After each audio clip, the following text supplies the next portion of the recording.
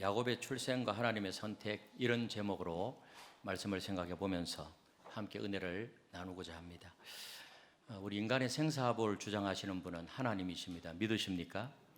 성경에 나오는 신앙의 위인들의 그 삶을 살펴보면 결론은 뭔가 하면 하나님께서 그들의 삶을 인도하셨다는 것입니다.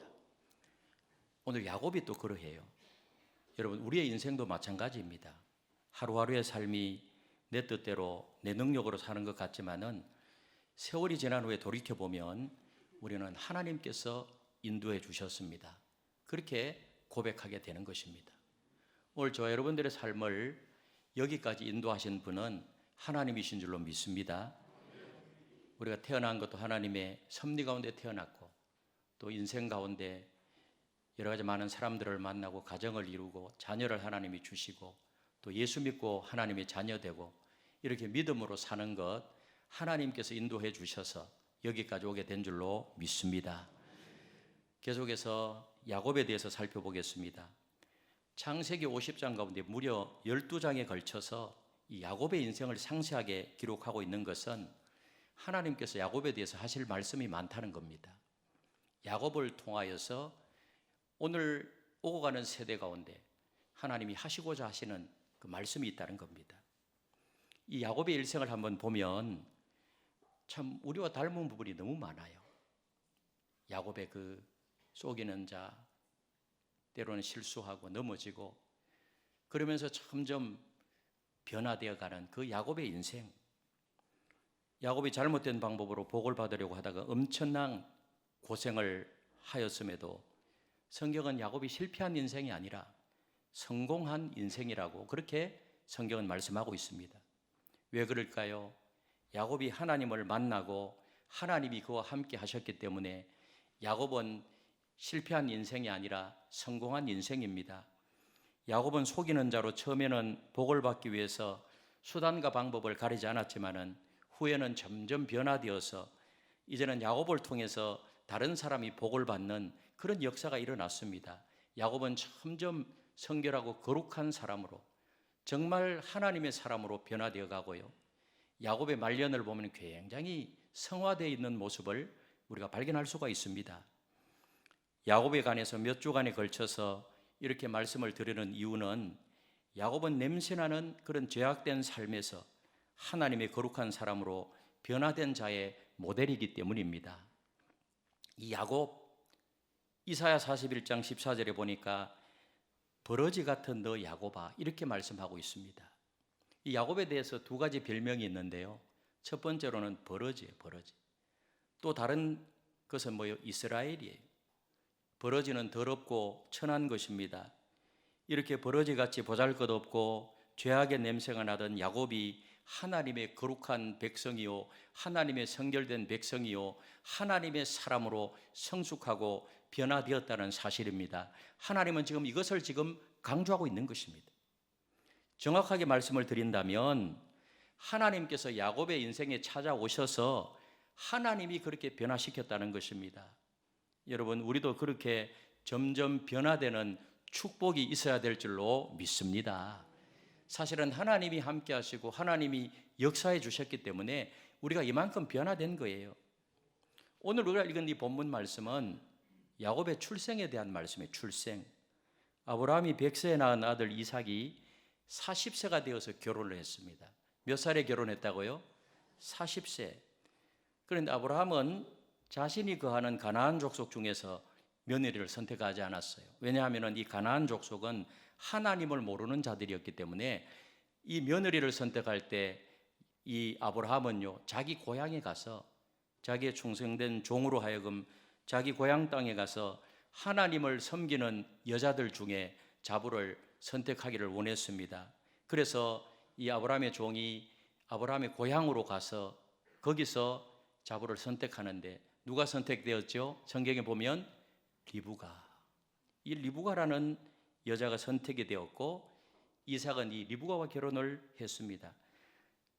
그래서 창세기 24장에 보면 리브가는 어떤 여자인가? 심히 아름답고 성결한 여자고 성격도 좋았다 그래요. 그래서 이삭은 참 40세 늦게 결혼했지만은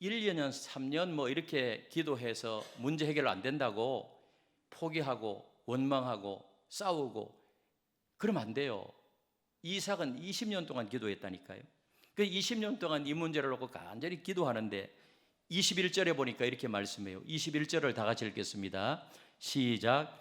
이삭이 그의 아내가 임신하지 못함으로 그를 위하여 여호와께 간구하며 여호와께서 그의 간구를 들으셨으므로 그의 아내 리브가가 임신하였더라. 그래서 하나님 앞에 간절히 간구하니까요, 여호와께서 그의 간구를 들으셨으므로. 여러분, 하나님은 우리가 기도할 때 오늘날에도 우리의 기도를 들으시고 응답하시는 좋으신 하나님 아버지심을 믿으시기를 바랍니다. 오늘도 살아계신 하나님이에요. 그래서 그 기도를 들어주시고 20년 만에 드디어 잉태를 했어요. 근데 리브가가 임신을 했는데 보니까요, 예사롭지 않아요. 뱃속에서 막 전쟁이 일어나는데요, 막 뱃속에서 싸우는데 무엇 때문인지 알 수가 없었어요. 여기에 싸웠다고 전쟁 이런 표현을 하는 것은 뭐예요? 이렇게 뱃속에서 그런 이렇게 움직임이 굉장히 크다는 것 아니겠어요? 그래서 리브가는 한편으로는 놀라고 또 한편으로는 배가 아프기도 하고, 그래서 도대체 이게 무슨 일인가? 리브가가 하나님 앞에 나가서 기도하였습니다. 하나님, 이렇게 고통스럽고 마치 싸움이 난 것 같은데 어떻게 하면 좋을까요? 이 원인이 뭐죠? 하나님 가르쳐 주세요.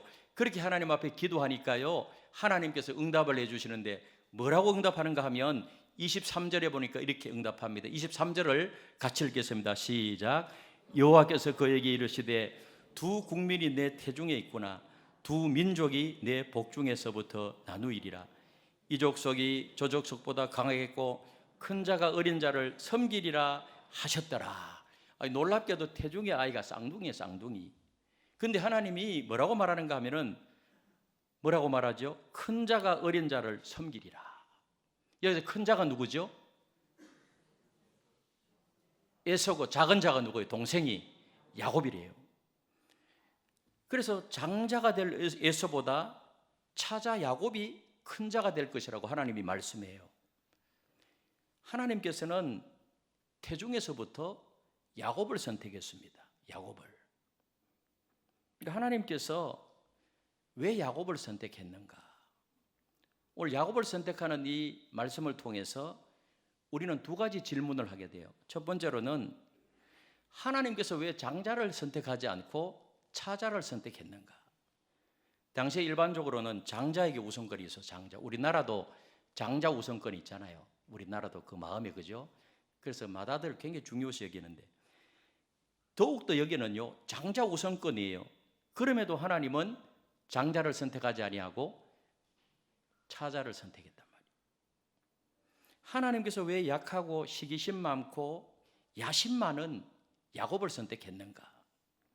야곱은 태어날 때부터 형의 발꿈치를 잡고 태어났습니다. 형이 사냥해서 피곤하고 배고플 때에 그 공경을 이용해서 팥죽 한 그릇에 장자권을 샀어요. 교활한 방법으로 형의 장자권을 빼앗는 기회주의자였습니다. 그리고 야곱은 형을 속이고 아버지를 속이고 심지어 하나님을 속여서 축복을 받으려고 했습니다. 사실은 야곱이 그렇게 하지 않아도 이미 태중에서부터 하나님이 내가 야곱을 선택했다 말씀하셨기 때문에 아주 정상적인 방법으로 살아도 하나님이 다 그런 환경 속에서 아브라함과 이삭과 야곱의 하나님으로 인도하실 것인데, 야곱은 성격상 굉장히 지금까지 말씀드린 대로 허점이 많은 것입니다. 이렇게 문제 많은 사람을 하나님이 선택한 이유가 어디 있을까요? 여러분, 하나님의 행하시면 다 이유가 있어요. 첫 번째로는 선택은 하나님의 주권에 달려 있다는 것입니다. 여러분, 선택은 하나님의 주권에 달려 있어요. 어떤 사람은 선택하고 어떤 사람은 선택하지 않는 것은 절대 하나님의 주권에 달려 있는 것입니다. 왜 하나님은 나를 선택하고 다른 사람은 선택하지 않았는가? 여러분, 선택은요, 절대 하나님의 주권이에요. 사람의 어떤 외적 조건에 달려 있는 것이 아닙니다. 때문에 선택과 구원은 아무도 예측할 수가 없습니다. 만약에 어느 회사에서 사원을 뽑는다면 여러분이 어떤 인사과에 그 높은 사람으로서 어떤 사원을 선택한다면 면접을 봐요.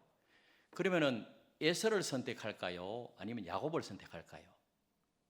일반적으로 볼 때. 조금 더 설명할까요?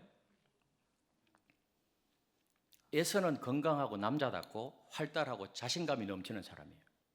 굉장히 적극적이에요. 그리고 에서는요, 어떤 일을 맡겨줘도 그 일을 잘 창의적으로 감당해서 성과를 내는 스타일이에요. 그런데 야곱은요, 굉장히 내성적인 사람이에요. 늘 장막 안에 거했고 소심하고 겁이 많고 또 누군가가 도와주지 않으면 아무것도 못하는, 그래서 나이가 들어서 집안에 머물기를 좋아했고, 그리고 기회주의자였고 고자질도 잘하고, 그래서 에서와 야곱이 면접하러 왔어요. 이런 것을 다 이제 정보를 가지고 있어요. 그렇다면 여러분들은 에서를 선택할 것 같아요? 아니면 야곱을 선택할 것 같아요? 그래도 야곱을 선택한다 하면 더 이상 할 말이 없어요. 예? 에서를 선택하는 것이 일반적이겠죠. 그럼에도 불구하고 형의 장자권을 빼앗으려는 기회주의자였지요. 속이는 자였지요도. 그럼에도 불구하고 하나님은 야곱을 선택했습니다. 성경에는 이런 예가 많아요. 하나님께서는 오순절 이후에 이방의 복음을 전하기 위해서 예루살렘에 수많은 제자들을 제쳐놓고 누구를 선택했죠? 바울을 선택했습니다. 이방인의 선교사가 되어서 이방인들에게 복음을 전하기 위해서 예루살렘에 훌륭한 제자들이 얼마나 많았어요. 그런데 하나님은 예루살렘에 있는 제자들을 선택하는 것이 아니고 바울을 선택했다면, 그 당시에 바울은요, 그리스도인들을 박해하는 것을 사명으로 알고 있었어요. 바울이. 그 당시에 바울은 서대반 집사님이 죽을 때요, 가담했던 사람이에요. 그리고 굉장히 박수쳤어요. 그리고 다메섹 도상에서 막 올라가는 것도 뭐예요? 기독교를 박멸하기 위해서 그 일을 하고 있었어요. 몸도 병약했습니다. 몸에 병이 있었어요. 그럼에도 불구하고 하나님께서는 그를 이방인 선교의 일꾼으로 선택하셨습니다. 하나님이. 여러분, 우리도 그러해요. 선택은요, 하나님의 절대적인 주권이에요. 하나님이 여러분들을 선택한 기준이 어디에 있다고 생각하십니까? 하나님이 나를 선택한 기준이 여러분들 어디에 있다고 생각하세요? 왜 여러분들을 선택해서 하나님 자녀 삼으시고 구원받고 천국 백성으로 삼아주셨죠? 여러분, 인물이 좋아서 하나님의 선택을 받았습니까? 제가 보니까요, 인물이 좋아서 선택받는다, 이거 몇 번 안 계실 것 같아요. 아니, 학벌이 좋아서 선택받았습니까? 그것도 아닌 것 같아요. 아무리 봐도. 재산이 많아서 선택받았어요. 재산. 그것도 아닌 것 같아요. 여러분들이 막 선한 일을 많이 해서 선택받았습니까? 그건 더 아닌 것 같아요. 제가 볼 때는. 실수가 없어서 윤리도덕적으로 완벽하게 여러분들이 살기를 힘쓰기 때문에 하나님이 여러분들을 선택했다고 생각하십니까? 그것도 아닌 것 같아요. 여러분, 오늘 저와 여러분들은 하나님의 절대 주권적인 하나님의 주권으로 선택받았다는 사실을 믿으시기를 바랍니다. 이것이 바로 은혜라는 거예요. 은혜. 그래서 내가 선택받아 하나님의 자녀가 되고 영원한 하나님의 백성이 되고 영원한 생명을 얻고 이렇게 이 땅에서도 하나님의 도우심을 받고 영원한 천국에서 영원토록 살게 된 이 자체가요, 전적인 하나님의 절대 주권에 의해서 이루어졌다는 사실, 그것만 생각하면 이 하나님의 은혜가 얼마나 큰가 감사밖에 없는, 감사. 믿으십니까?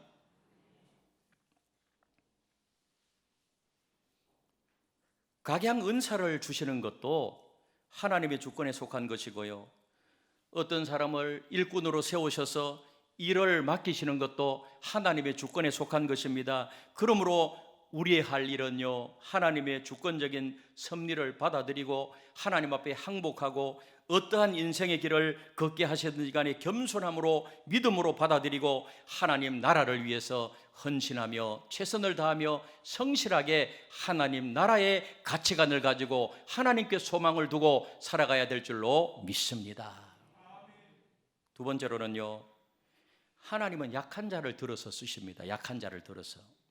물론 하나님은 강한 자도 들어 사용해요. 그러나 일반적으로 보면 하나님은 약한 자를 들어서 사용하세요.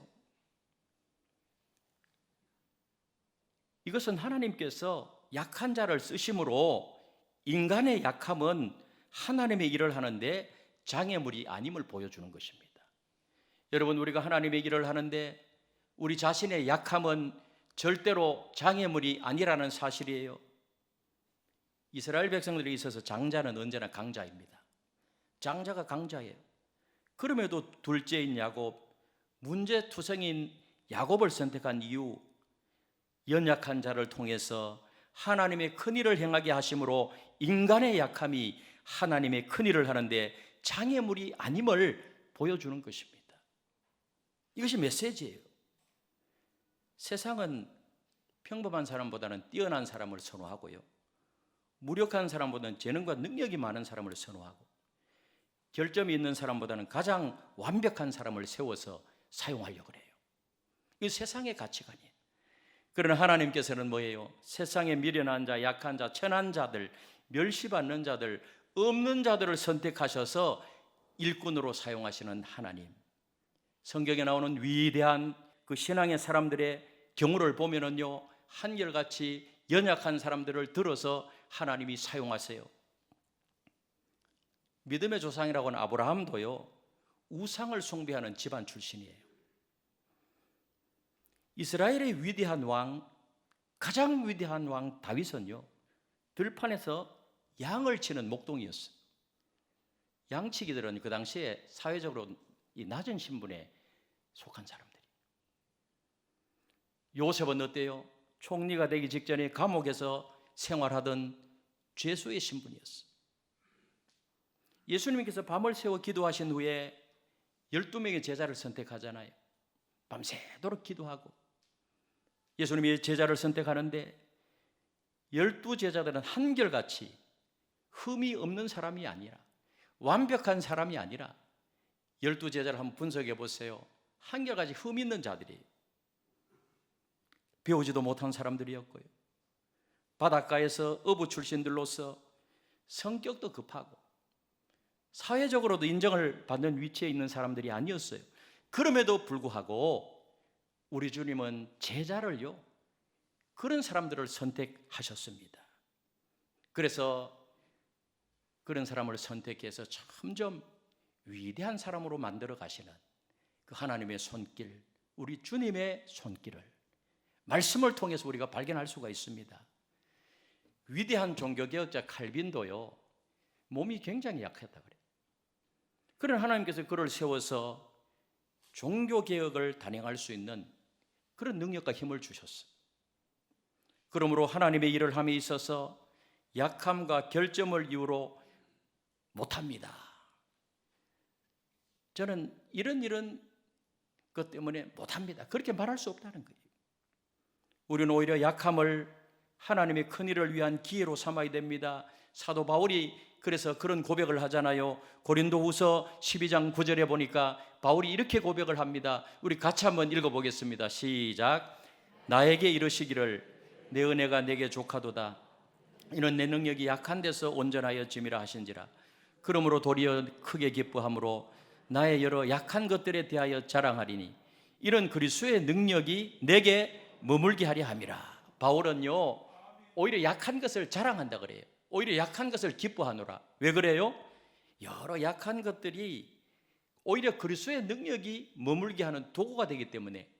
그래서 정말 주님 안에서 자유한 사람들은요, 자기의 약점을 자랑하는 거예요. 오히려 약점을 기뻐하는 거예요. 하나님, 저는 부족하고 연약하고 참 아무것도 할 수 없습니다. 제 힘과 제 능력으로는 제가 무엇을 할 수 있겠습니까? 하나님 능력 주시고 하나님이 힘 주셔야 사명을 감당할 수 있고 일할 수 있습니다. 하나님 도와주십시오. 그래서 하나님의 능력이 머물게 하는 도구로 오히려 그것을 바울은 뭐예요? 자랑한다 그래요. 자랑한다 그랬어. 그래서 우리가 하나님의 일을 하는 데 있어서 우리 연약함, 결점 전혀 문제되지 않아요. 그래서 고린도전서 1장 27절에 보니까 하나님께서 세상에 미련한 것들을 택하사 지혜 있는 자들을 부끄럽게 하려 하시고 세상에 약한 것들을 택하사 강한 것들을 부끄럽게 하려 하시며 미련한 것을 택하시고 약한 것을 택하사 지혜 있는 자를 오히려 부끄럽게 하고 세상에 강한 자들을 오히려 부끄럽게 하고요. 그래서 하나님께서 연약하고 실수가 많은 사람들을 포기하지 아니하세요. 우리의 믿음의 조상이요 믿음의 선진들이라고는 말하기에 부끄러운 사람들이었지만 그들을 믿음의 선진들로 세워주셨다는 것은 이것은 하나님의 놀라운 은혜라고 볼 수가 있는 것입니다. 이런 은혜를 오늘 우리에게도 저와 여러분들에게도 하나님이 이런 은혜를 주셨다는 사실입니다. 우리가 자격이 있거나 믿음이 있어서 우리를 부르신 것 아니에요. 실수와 배신을 하지 않았거나 충성했기 때문에 하나님이 우리를 제자로 쓰신 것 아닙니다. 예수님의 제자를 비롯해서 믿음의 선진들을 보아도 알 수가 있습니다. 하나님께서 나 같은 죄인을 살리시고 수많은 배신을 하는 나를 붙들어 주셨기 때문임을 믿으시기를 바랍니다. 실수 많고 약삭 빠른 야곱 등을 들어서 사용하시는 하나님의 위대한 사랑과 크신 능력을 생각하면 하나님의 은혜가 얼마나 큰지 내 자신을 바라봐도 그렇고 얼마나 그 하나님의 사랑이 큰지 우리는 눈물을 흘릴 수밖에 없어요. 그것이 우리를 향하신 하나님의 사랑이기 때문에 그래요. 과거에도 사랑했던 하나님, 연약한 나를 붙들어 주셨던 하나님, 오늘도 여러분들을 사랑하시고 앞으로 미래에도 끝까지 붙들고 사랑하시고 은혜 주시고 능력 주시고 지혜 주시는 사랑하시는 하나님 아버지, 좋으신 하나님 아버지라는 사실을 믿으시기를 바랍니다. 그래서 우리가 이렇게 보존되고 보호되고 지금 이렇게 존재하고 있는 것입니다. 그러므로 가진 것이 없다고, 배운 것이 없다고, 건강이 약하다고, 나이가 많다고, 여러분이 어떠한 결점과 약점을 가지고 있다고 하여도 절망하거나 좌절하지 마시고 절대로 낙심하지 마시고 더욱더 하나님을 붙잡고 믿음으로 나아가고 전진하고 그렇게 하나님의 뜻을 이루어가는 저와 여러분들이 다 되시기를 주님의 이름으로 축복합니다. 우리 오늘 이 본문을 통해서 배우는 사실은요, 하나님은 뭐 어떤 특별한 사람을 쓰시는 것이 아니고 하나님은 보통 사람을 들어서 사용하신다는 사실입니다.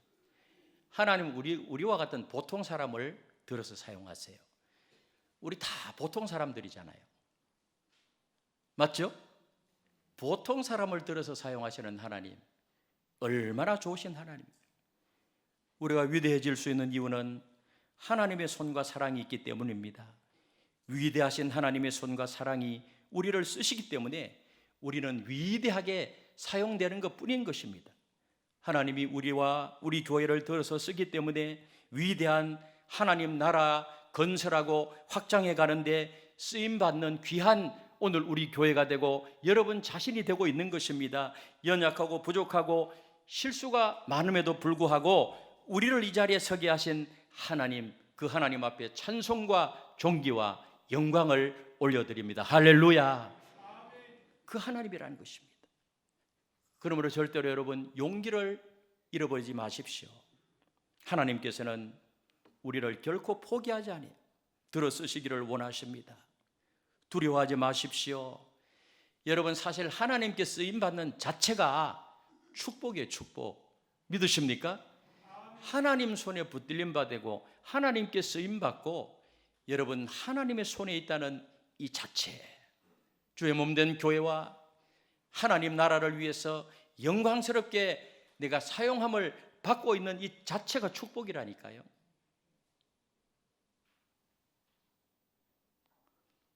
그러므로 사랑의 하나님을 더욱 신뢰하며 순종하며 나간다면 하나님이 때로 건강도 주시고 지혜도 주시고 환경도 열어주셔서 하나님의 큰일을 감당케 하실 것입니다. 여러분, 인간의 약함은 하나님의 큰일을 하는데 절대로 장애물이 될 수가 없습니다. 나아가서요, 하나님께서 그렇게 죄 많고 허물 많은 사람을 변화시켜서 거룩한 하나님의 사람으로 만들어 가시는 것을 보여주기 위함이에요. 야곱을 보세요. 그래 점점 하나님이 야곱을 만나주시고 찾아오시고 때로는 축복하시고 때로는 인도해 주시고 그렇게 하니까 야곱이요 감동을 받잖아요. 야곱이 감동을 받으니까요 점점 하나님을 만난 이후부터 야곱은 새 사람이 되기 시작했고 얼굴에 기쁨과 감격을 나타내기 시작했고 그 외삼촌 집에 가서 일할 때도 성실하게 일하고요. 이제는 하나님을 붙잡고 하나님과 동행하고 점점 바른 사람이요 성숙한 사람이요 성결한 사람이요 거룩한 사람으로 변화되어가는 그 야곱의 모습. 여러분, 우리 모두가 하나님을 믿을 뿐만 아니라 하나님을 만나는 그런 복이 있게 되시기를 바랍니다. 여러분, 교회에 올 뿐만 아니라 성령 하나님을 체험하시는 여러분들이 되시기를 바랍니다. 현재 나의 모습이 마음에 들지 않고 심지어 죄악이 있다고 할지라도 절대로 낙심하지 마시고 하나님께서는 나를 거룩한 사람으로 만들어 가시기 위해서 나를 선택했고 오늘 또 빚어 가시는 그 하나님. 그래서 하나님께서는 완전한 사람을 쓰시는 것이 아니라 실수투성이인 사람을 들어서 쓰십니다. 그러나 실수와 연약함 때문에 죄를 지었는데도 회개하지 않으면요, 고치지 않는다면 비참한 인생이 될 것입니다. 때문에 죄와 실수에 대한 형벌이나 고통은요, 거룩한 사람으로 만드시는 하나님의 방법일 수 있어요. 그러므로 죄를 지으면 반드시 고통스러운 대가를 치루어야 하는데 고통은 있는 것이 그래서 깨닫게 하게 되고요. 그러나 그럼에도 불구하고 하나님은 계속해서 하나님의 사람으로 사용하시고 만들어 가시는 하나님. 사랑하는 성도 여러분들이요, 선택은 하나님의 주권에 달려 있습니다. 하나님은 약자를 들어서 사용하십니다. 하나님은 불순종의 사람을 고쳐서 성결케 하시는 하나님이십니다.